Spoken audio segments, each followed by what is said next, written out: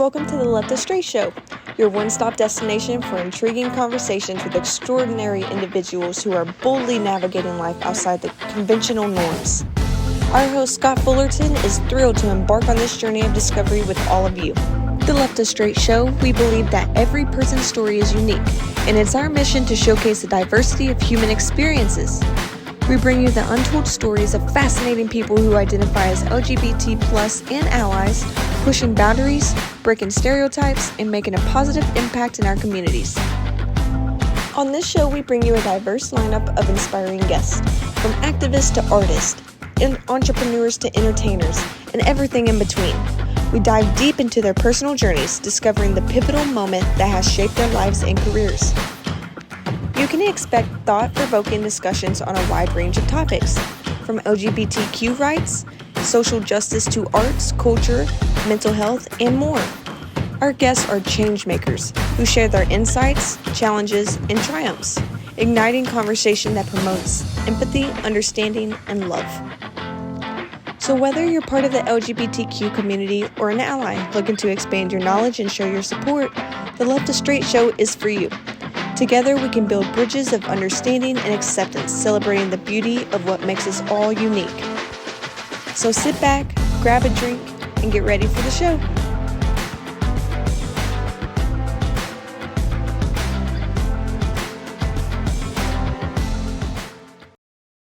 Well, hi there. Welcome back to the Left of Str8 Show. You know me as your host, as always, Scott Fullerton. I'm always so grateful to bring you some great interviews with celebrities and personalities from the worlds of entertainment, foodies, books, music, and advocacy for our LGBTQ community and straight allies. Today, I'm so happy to bring back to the show the very handsome and talented Stewart Taylor's in studio with me today. An amazing singer and songwriter, dancer, actor, model. He's really done it all. It's been a hot minute or 12 since I last got to talk to Stewart on the air, but we remain social media friends. I was so excited about all the attention his latest single, Favorite X, has been generating the past couple of months. Stewart's always been a rising force in the LGBTQ music scene, but his latest release, his Favorite X, has really garnered a lot of attention. It has a pointed exploration of love and heartbreak. However, it kind of sadly seems maybe a little self-inflicted. Stewart's journey has been on such a great journey with self-discovery as well, showcasing his fantastic talent, his journey from being a more quiet and sometimes bullied kid just outside of New York to slowly accepting and embracing his queerness. Stewart's story is creating more chapters every day, and I'm so happy to call him a friend. Please welcome Left of Str8 Show all the way from beautiful downtown Southern California. Mr. Stewart Taylor's here. How you doing, buddy? Hey, thanks for having me again. I am so excited to have you. Like I said, it's been a hot minute. I think you were on in May of 2020, and something was happening then. I don't remember what it was, but we didn't talk for a while. Pandemic. There you go, a little pandemic thing. Just a I little mean, bit. I don't know about you. You were just releasing a single when we talked last. You had another one on the works. I shut down because, of course, entertainment shut down. All your live venues shut down through the Yeah. pandemic. But it took me a good extra year to get my happy butt motivated to get back on the air again. Were you able to kind of take that time and be productive and produce music, or how did you make it through that? Yes, I feel well, obviously we're all in the same boat in terms of just trying to like stay alive creatively and stay alive as artists.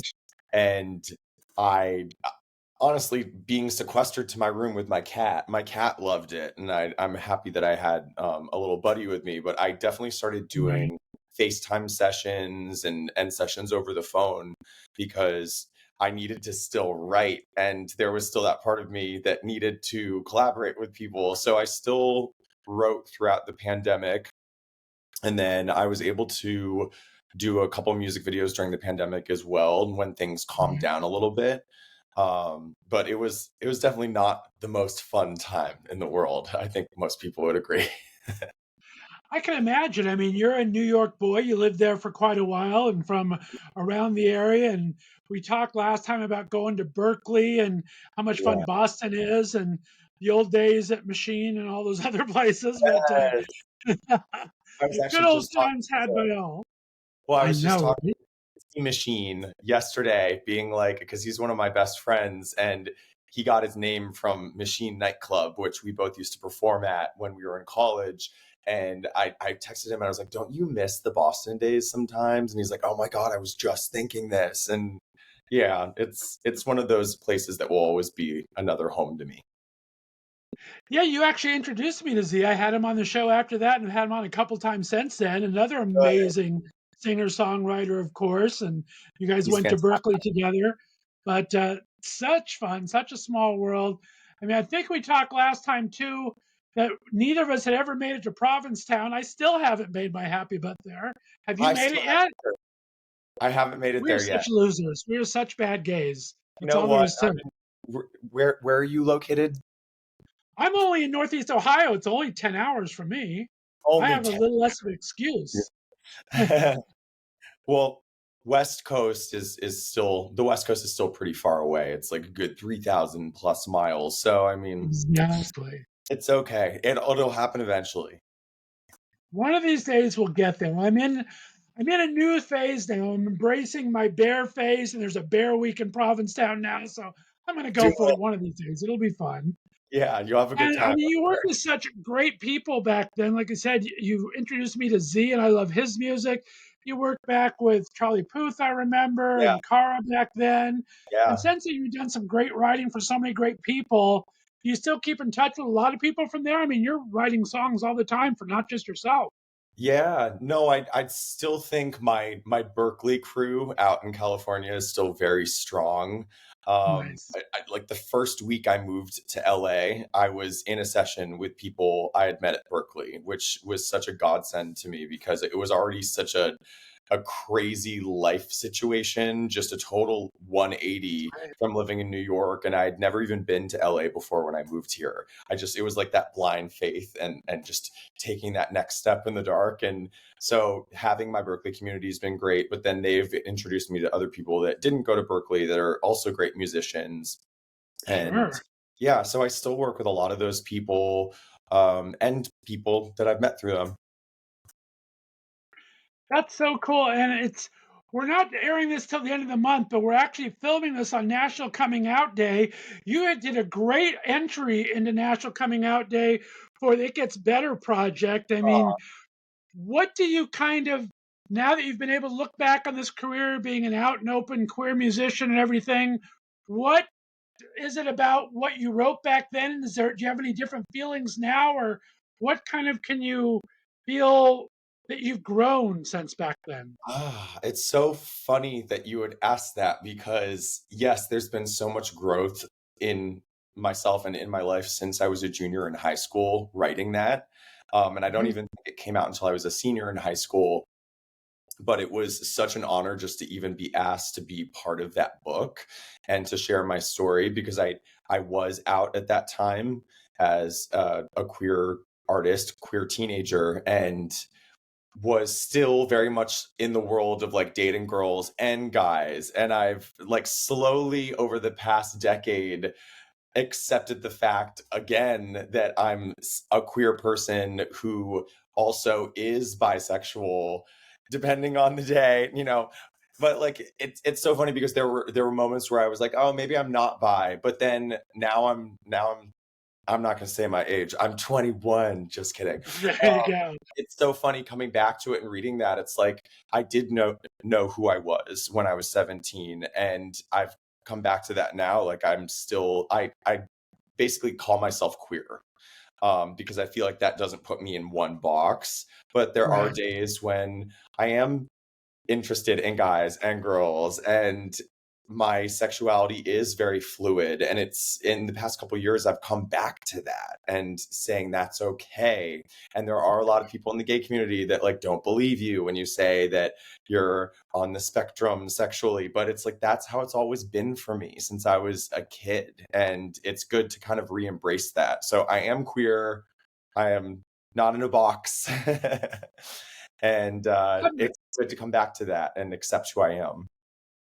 Yeah, it makes sense. I mean, talking about coming out, I mean, we have to come out as queer people a jillion times, right? We come out to our friends, to our family, to our work friends, to Yeah. our fellow artists and things like that. So we come out so many times.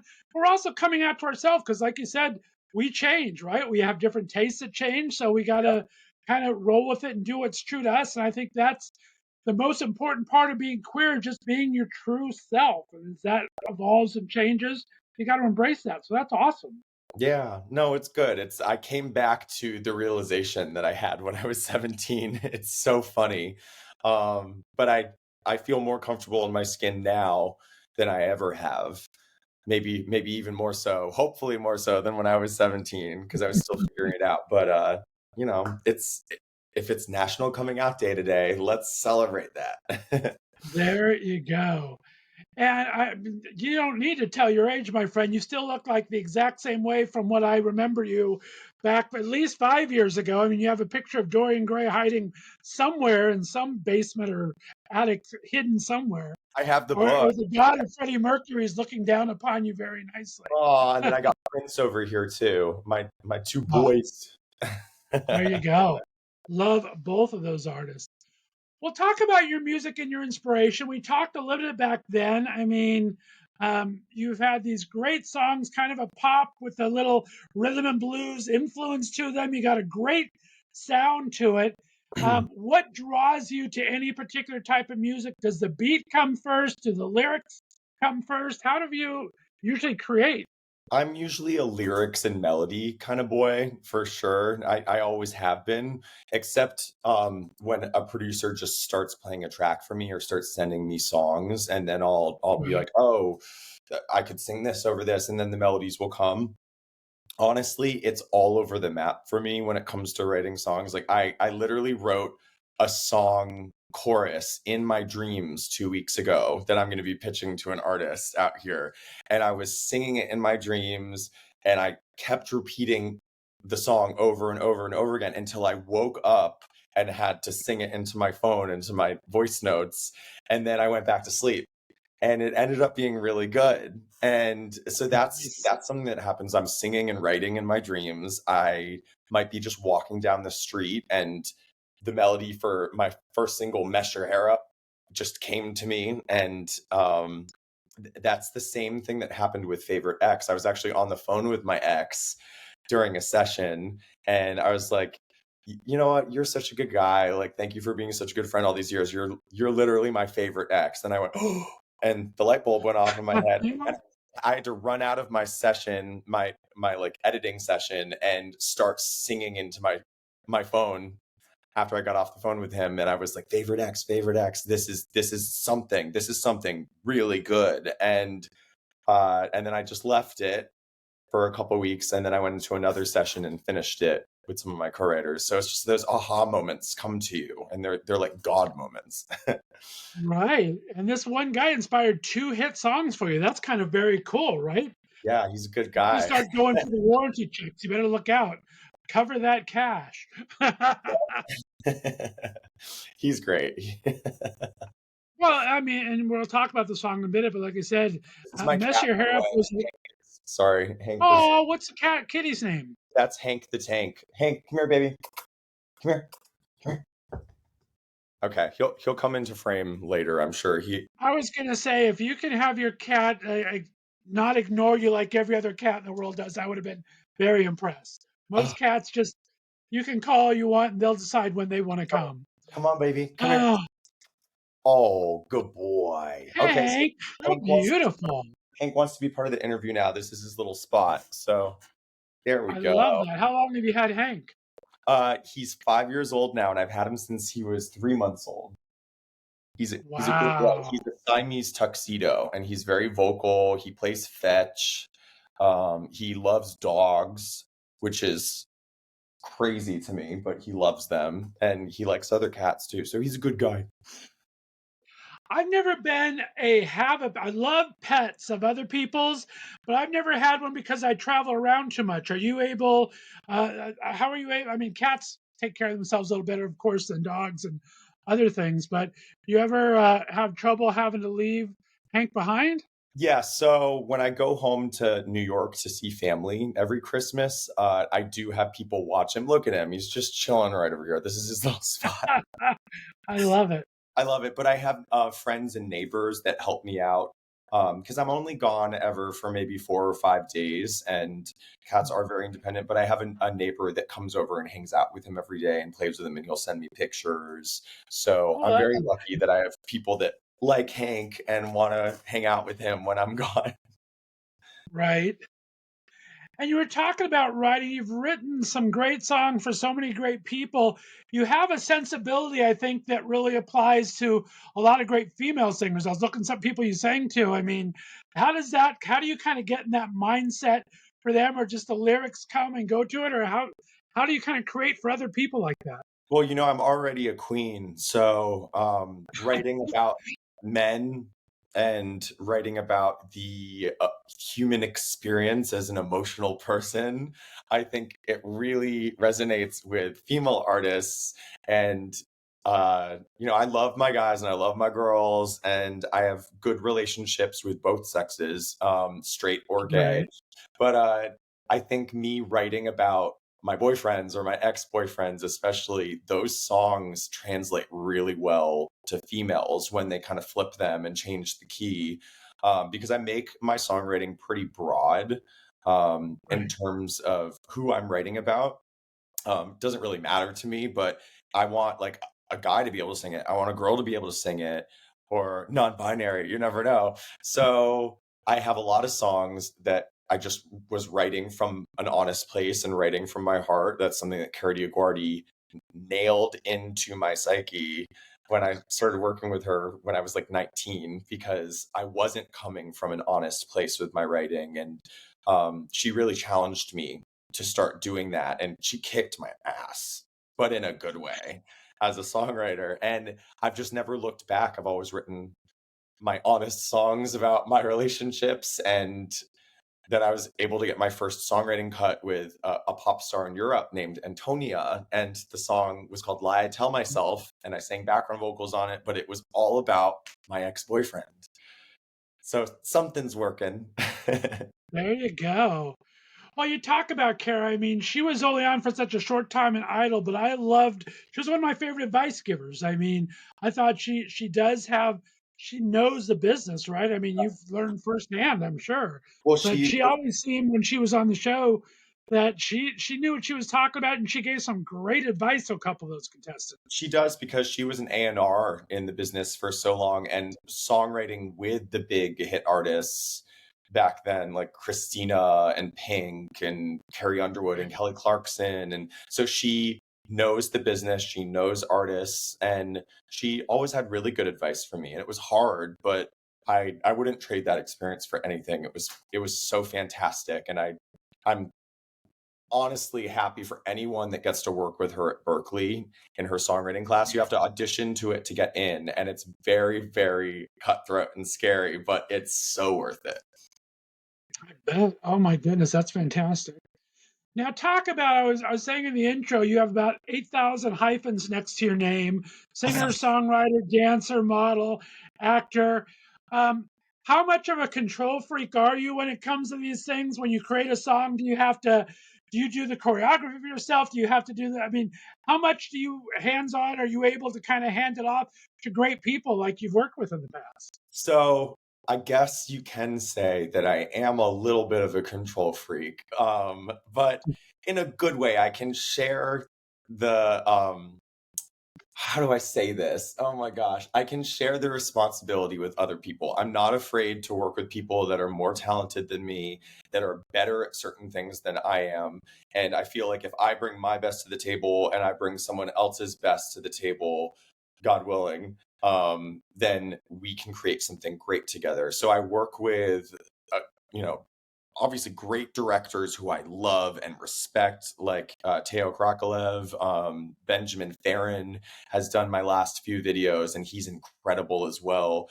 But I do kind of get behind the camera with them, and they allow me to do that. I do storyboard with them, and and basically plan out the whole video from start to finish with my collaborators. Same thing goes with co-writing. I love co-writing with people. I love writing with an incredible writer like Jillian Strauss, who co-wrote Favorite X with me with Eric Frank, and bringing my producer Mads on board as well. Like, I love sharing that responsibility with people that I trust.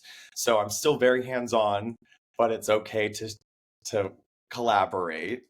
And yeah, I definitely am very, very, very in touch with that creative side of myself when it comes to editing and just being involved and hands-on. I think that's important too, because it is your work. You're putting yourself out there, right? Yeah. So I think you really want to put your best foot in.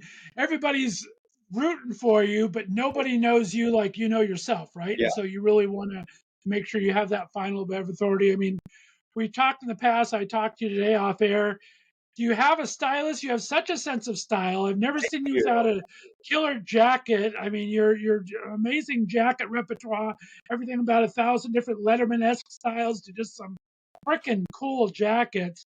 Do you style yourself? Do you go Melrose? How do you kind of choose these outfits? So I take very good fashion cues from Hank over here. I love black and white. As you can tell with the Freddie Mercury picture too. Look, he's coming back into the frame. But also, I've started working with this German designer named Joseph Oren, who made this piece right here. Nice. And he styled me for the entire Favorite X music video. And he had a bunch of his pieces in a showroom, literally 10 minutes from my place in LA. And I started just going in there. I found him on Pinterest because I was looking up cool jackets, because I do have an obsession with jackets. I can never have enough. My entire closet is filled with so many different styles of jackets. I love performing in them. I love being in music videos in them. It's like putting on a cape for me, or it's like maybe if I were like into wigs, it'd be like putting on a cool wig. But even if I do put on a wig, I still look like an 80s rock star or something, or like a 80s rocker. And I have friends that put on a wig and they immediately look femme and look like a girl, and I just look still like a guy with long hair. But I feel like with my jackets, it is like putting on a cape, and it's so stupid. My best friend Caitlin is like, "Stewart, you have enough jackets," and I'm like, "No, I don't. Never have enough jackets."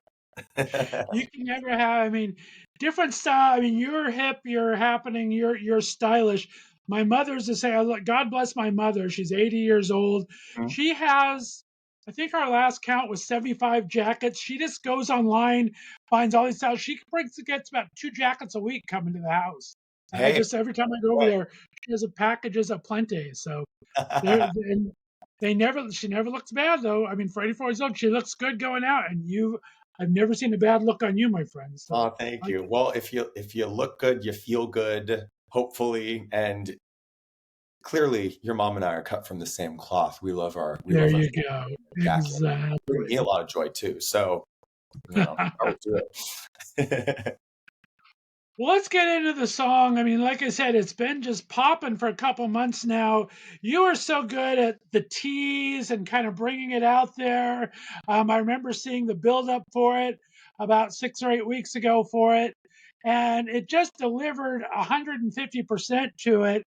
Thank you. And you talk about where it came from. So now we know the kind of inspiration. You're on a phone call with them, but it's a personal story, right? I mean, I believe I heard you say it's like you left him, so it's not his fault. Nothing Not his bad fault. happened. You were getting ready to get yourself to LA and kind of move on to the next phase of your life.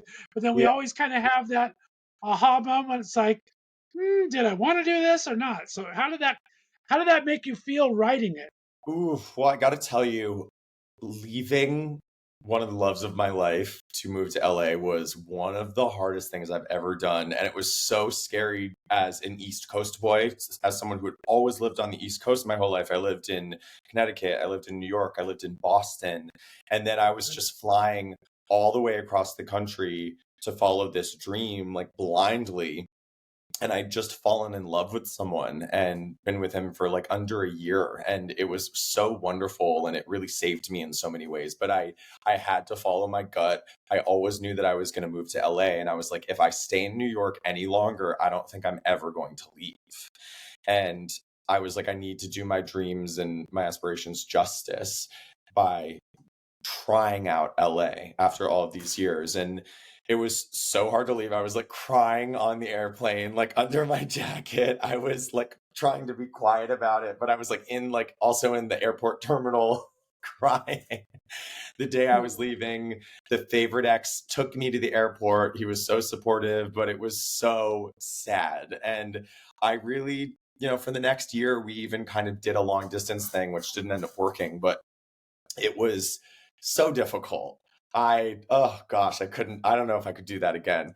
And the good thing is I got this song out of it when I found out he was dating someone new a couple years later, and that he had a new boyfriend. And I had a new boyfriend in that interim as well, that didn't work out. So we both have had to deal with watching the other person that we loved and still love date another person. And that's where this song was born. And I'm glad he called me that day and I got the song idea. It's the same way I got the song idea for my first single, Mess Your Hair Up. He texted me when I was walking through Beverly Hills, and he texted me a picture of him after getting a haircut, and he looked so hot. And I was like, oh, I just want to jump on you and mess your hair up. And I was like, oh, that's a song. And so this guy's great. I love this guy. Give me all the songs forever and ever. But I was, even when I did end up meeting his new boyfriend when they came to visit LA, because we have a lot of mutual friends, I wanted to be supportive and I wanted to be kind and welcome the new guy and just be the bigger person, because so many people wanted me to be like, oh, what do you think? Like, are you angry? And I was like, I'm not angry. I brought this on myself. But that's where the song was really born. It's literally one of the most honest songs I've ever written. It's like right out of my journal, basically. It's 100% true. All of it has happened. And yeah, I would never steal my ex from his new man, but it was fun to fantasize about it, obviously, in the song, but I would never do that. Of course. And we all run, anyone that has an ex kind of walks that thin line of kind of stalking obsessive with it, or just really genuinely happy, right? And just kind of trying to move on and hoping they're moving on happy and hoping you're moving on happy. But I mean, it vacillates back and forth. There's times where it's like, wow, him and his ex, or him and his new boyfriend, are doing things that I always thought we'd be doing. And you kind of get that little twinge on occasion, right? It is. It's weird. I mean, they're not together anymore, and he's since started dating other people. But we're very honest with each other, at least, about what's going on in our love life. Like, I just love that all these years later, we're still good friends and we can like cheer each other on. Even yesterday, he was going through something. I was like, well, I love you, and you're still my favorite ex, and feel better, whatever you're going through. So it's like, I want to be supportive, and I know he wants to be supportive of me too. It's like, we live over 3,000 miles away from each other. I don't come to New York very often because I'm working so much in LA. So we both accepted that, and we're cheering each other on, and we're still good friends. That's all I can do, and that's all he can do. That's awesome. And you also got to keep your power, though, too. I mean, it's great that he's inspiring all this, but this is your words, your song, your feelings, right? I mean, Yes. I don't think Taylor Swift never told John Mayer, guess what's coming. I mean, it's not none of their business really either. It's nice that you're able to talk to him about it and get this inspiration and be able to talk about it after the fact, though. That's got to be kind of a little extra bonus. Yeah, there are some guys that I'm just like, that screwed me over. And I was like, well, I'm writing a song about this. So, and I guess you'll find out later, maybe. And then there are other guys where I'm like, oh yeah, I wrote this song about you after the fact. I really want you to hear this. It's special. And I don't know. I'm still, most of my exes, maybe we're not all super close, but I love to still be able to say, hi, how are you? Hope you're doing well. What are you up to? Because if you spend that much time with someone and they get to know you inside and out, it seems like a shame to not be able to even talk to them one day. And that's kind of where I'm Yeah, I at. mean, it's different if it's a tough breakup. If there's something kind of hinky that went on behind the scenes, that's a whole different story. But when Yeah. you really had some love for someone, but you're both growing as a person, you can't hold that against the other person. It's great to kind of be able to try to maintain that friendship as best we can. Yeah. Sometimes we're successful with it, and sometimes we're not. Um, I got to talk about the music video for it, though. Visually, it's just stunning. The production value. I mean, I'm an LA kid at heart. I was born and raised in Southern California. So I can tell Leo Carrillo and Zuma and Point Doom. So I Yeah. love the beach. I couldn't tell the desert. It kind of looked like Salton Sea a little bit, but just the gorgeous shots and the use of a drone just brings that production value so much up. Congratulations on an amazing video. Thank you. I had a lot of fun making it. And it was also some days, it was a 2-day shoot. And we shot at Leo Carrillo Beach, but we also shot at El Matador Beach as well. It was a mix of 2 different beaches. And I believe El Matador. No, I think Leo Carrillo was where they shot Grease, the opening. I'm pretty sure that's where that was. Yeah, I'm pretty sure you're right. Yeah, by the caves there. I think you're right. Yeah, I And remember I that. was just watching The Craft the other day with Firuza Balk, and they shot in the same cave there as well that I did the intro of the music video in. And I had no idea while I was filming, but I went through the cave being like, I feel like there's like a lot of Hollywood history here. I'm feeling some intense energy right now. And then I got home and found out that it was true.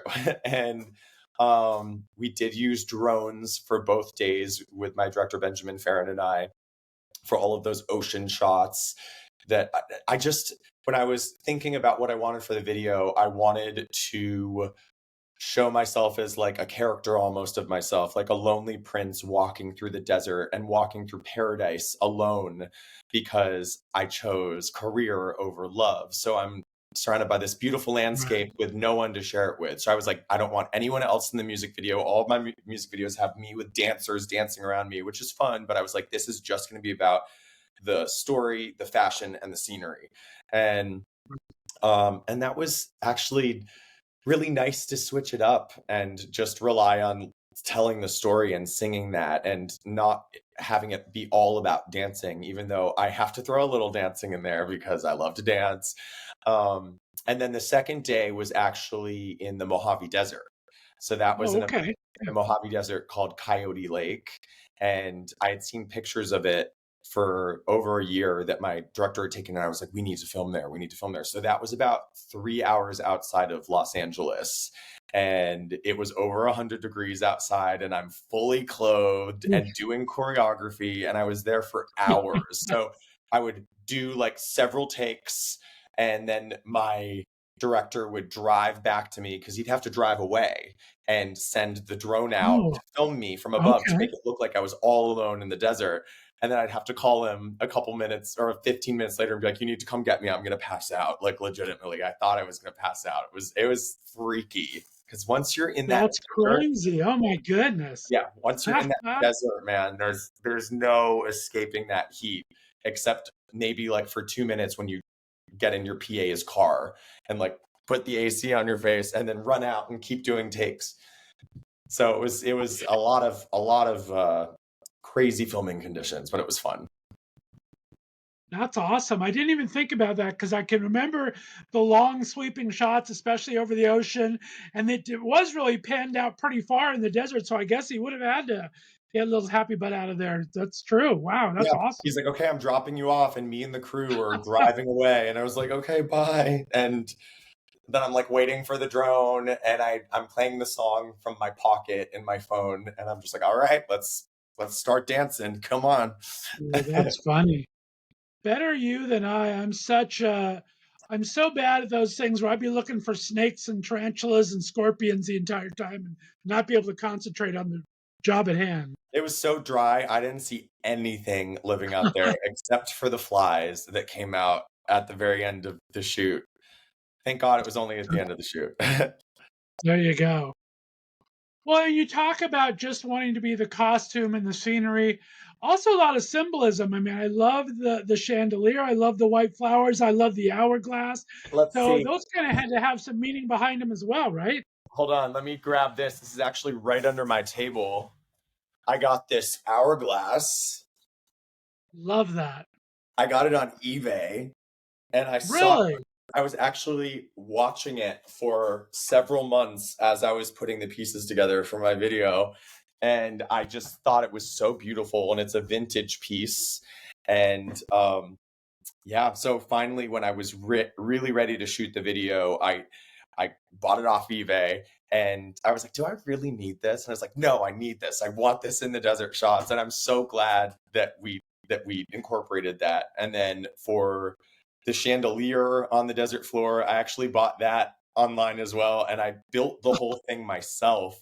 So yeah, I mean, my cat wasn't going to build it for me, like and sorry, I'm still hoarse. I'm getting over laryngitis, so that's why my voice is really deep right now, but I'm doing okay. I'm pulling out. But yeah, having all of those symbols incorporated was just a fun way to switch up the music video vibe.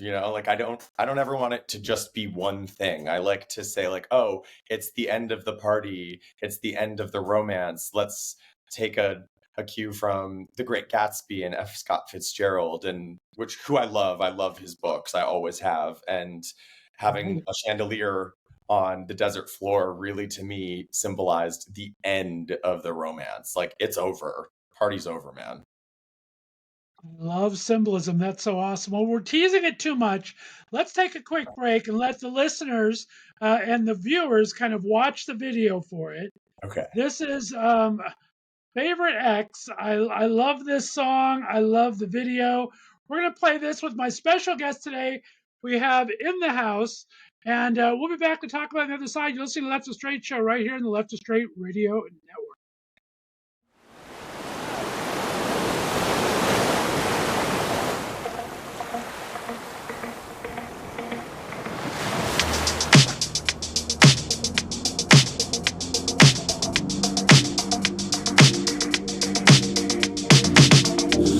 When I look at that body, when he's kissing your neck, I get a little bit jealous, but I'm the one who left. I know it's been a few years now, and you moved on. I guess I want what I can, and I want you back. Ooh, I remember the times holding you like we had all this time. It's all good. But baby, I think that you should know that. Baby, I wish that we could go back, 'cause you've always been my favorite ex, the kind of love you can't forget, yeah. And I know that you're not mine, but I wanna cross the line. You've always been my favorite ex, oh yeah. I don't want no drama with your new man, but we got that chemistry, he don't understand. And my mom still loves you, so do all of my friends. Can't help but wonder, could you love me again? Ooh, I remember the times holding you like we had all this time. It's all good. But baby, I think that you should know that. Baby, I wish that we could go back, 'cause you've always been my favorite ex, the kind of love you can't forget, yeah. And I know that you're not mine, but I wanna cross the line. You've always been my favorite ex, oh yeah. Favorite, favorite, favorite, favorite, favorite. You've always been mine. Should've never ever let you go. Ooh, I really think I lost control, but I need to know, after everything we used to be, would you ever come back to me? 'Cause you've always been my favorite ex, the kind of love you can't forget, yeah. And I know that you're not mine, but I wanna cross the line. You've always been my favorite ex. You've always been my favorite, favorite, favorite, favorite, favorite, favorite. You've always been ex. All right, we are back. That was my very special guest today. Stewart Taylor's here with me. That was his amazing music video.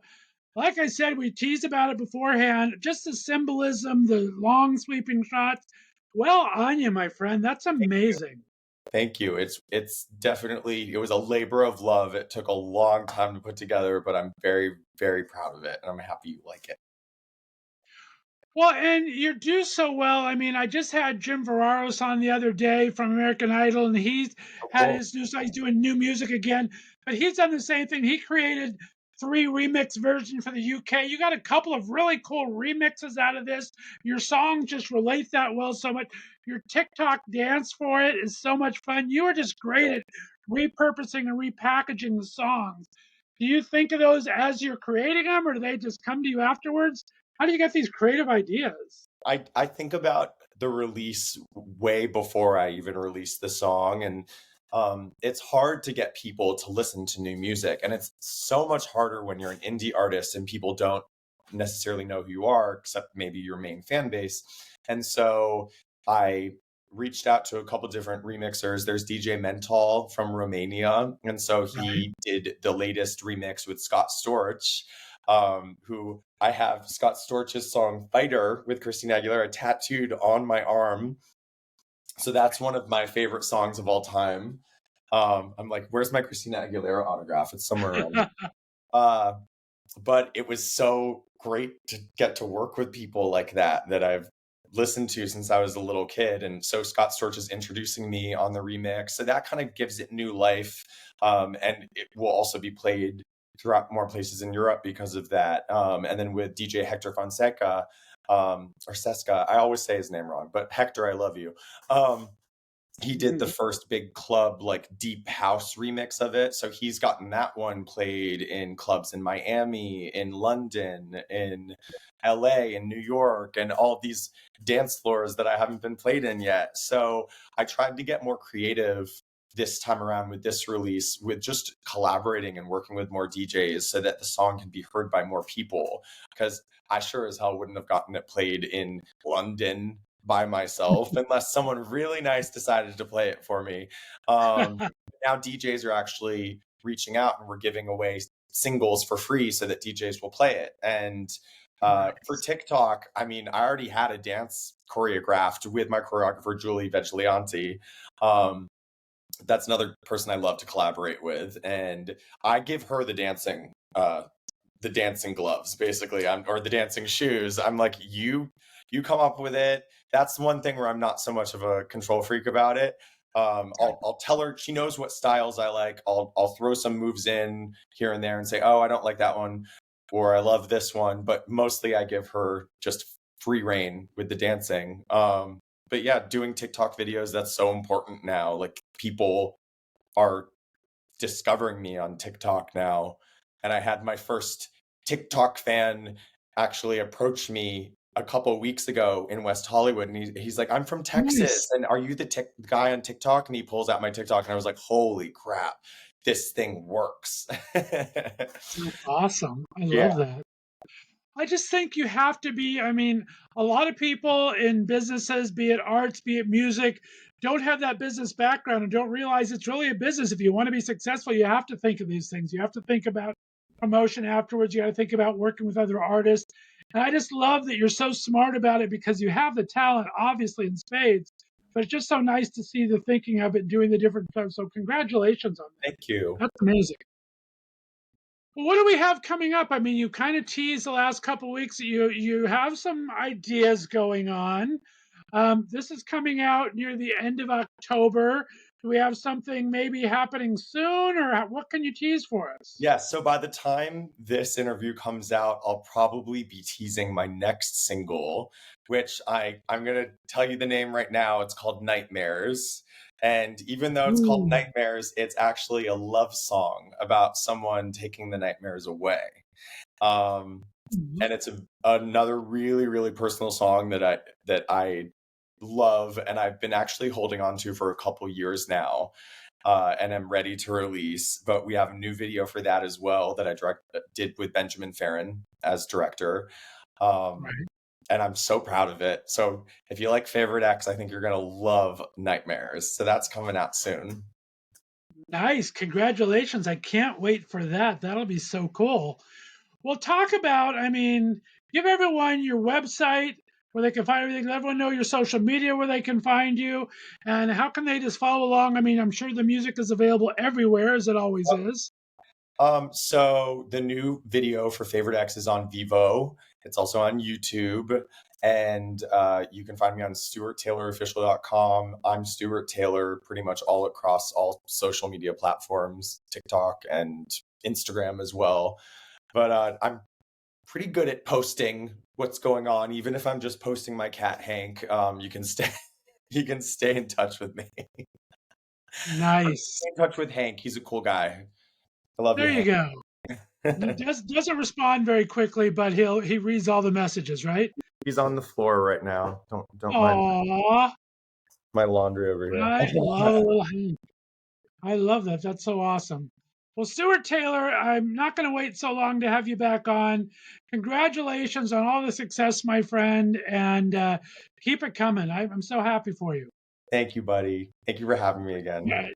Stay on the line for me. We're going to play a little 5 questions with Stewart. Be sure to look for that next Tuesday. Have a little fun and go through that. Be sure to get this single. Don't be a cheap-ass bastard. Download it. Pay for it. Get that too. Listen to it. Watch it on YouTube. It is gorgeous. But download the song. Put it in your playlist. Share it with your friends. It's always good to help our fellow artists out. Thanks for being part of the Left of Str8 show. We love bringing you interviews every Thursday and Friday. We'll see you next week. Have a great day, everyone. Bye-bye.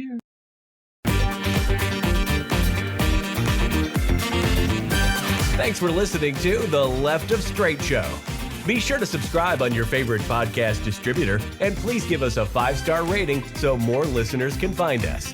You can follow us on social media, and be sure to check out our website, www.leftofstraightradio.com, for contests and other news and information. See you next week.